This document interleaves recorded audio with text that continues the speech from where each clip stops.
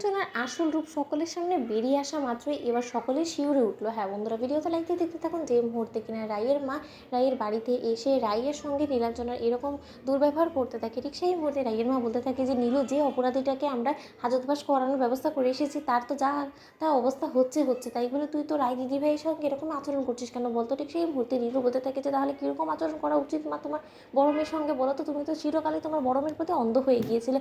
যাও, মাঝে তুমি আমার একটু সাপোর্ট এসেছিলো, তারপরে দেখলাম যে না, রায় দিদিভাই এমন করেই তোমার মাথাটা চটকে খেয়েছে, যার ফলে কিনা তুমি সম্পূর্ণরূপে রায় দিদিভাইয়ের প্রতি দুর্বল হতে শুরু করে দিলে। কিন্তু তোমাকে একটা কথা আমি বলে রাখছি যে এরপর থেকে তোমার সঙ্গে আমার কোনো রকম কোনো সম্পর্ক নেই, আমি তোমাকে চিনি না এরপর থেকে, এবং আমি তোমার আর মেয়ে নয়, তুমি এই কথাটা মাথায় রেখো। ঠিক সেই মুহূর্তেই রায়ের দাদাভাই বলতে থাকে যে আচ্ছা নীলু, তুই দুম করে এরকম তোর রং পাল্টে দিলি কেন বলতো? কি হয়েছেটা কি?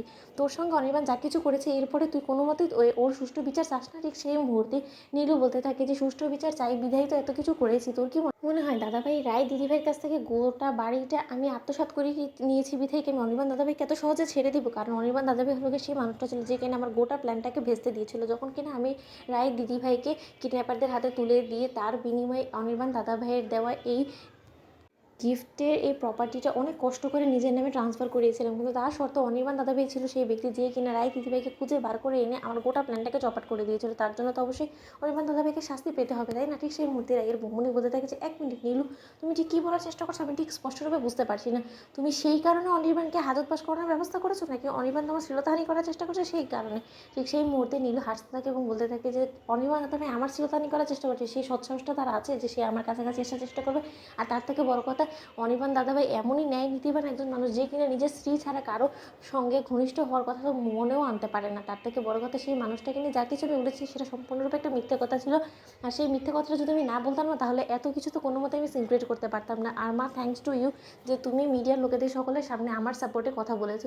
তুমি যদি আওয়াজ না উঠাতে তাহলে হয়তো বা মিডিয়ার লোকেরা কোনো মতে আমার উপরে বিশ্বাস করতো না, কারণ অলরেডি আমার নামে অনেকটা ক্রিমিনাল রিপোর্ট আছে তার জন্য। ঠিক সেই মুহূর্তে রাইমা বলতে থাকে যে সর্বনাশী মেয়ে কথা কয়, তার মানে তুই মিথ্যে অভিযোগে অনির্বাণকে লকআপে ভরেছিস? ঠিক সেই মুহূর্তে নীলু বলতে থাকে যে নিঃসন্দেহে মা, কারণ আমার কাছে তো কোনো রকম কোনো উপায় ছিল না, তাই না? রায় দিদিভাইয়ের কাছ থেকে এবং অনির্বাণ দাদাভাইয়ের কাছ থেকে আমার প্রতিশোধটা কী করে নেওয়া পূর্ণ হতো, তার থেকে বড় কথা এই গোটা বাড়িটা তো আমার নামে হওয়ার কথা ছিল, কিন্তু সেটা হয়নি দুর্ভাগ্যবশত। কিন্তু এই যাত্রায় আমি কোনো মতে কোনো স্কোপ ছাড়বো না, যার ফলে কিনা এই গোটা বাড়ির মালকিন এখন আমি হয়ে গিয়েছি, এবং অনির্বাণ দাদাভাই যাতে কোনো মতে লকআপ থেকে না বেরোতে পারে তার ব্যবস্থা করে ফেলেছি। তো রায় দিদিভাই, এবার তোকে পথের ভিখিরি বানিয়ে ফেলেছি আমি, এবার তুই তোর মতন করে তোর লড়াইটা বেছে নে। আমিও দেখেছি তুই কী করে বিনা টাকায় তুই অনির্বাণ দাদাভাইয়ের কেস লড়াই করার জন্য অ্যাডভোকেট দাঁড় করাস। ঠিক সেই মুহূর্তেই স্রোত বলতে থাকে যে এবার তোমাদের সকলের কাছে সব কিছু জলের মতন পরিষ্কার তো, যে মেয়েটাকে তোমরা অন্ধের মতন বিশ্বাস করে যার হয়ে এত গলাবাজি করলে সেই বিশ্বাসঘাতক। তো বন্ধুরা, লাইক, কমেন্ট, শেয়ার, সাবস্ক্রাইব করতে ভুলো না।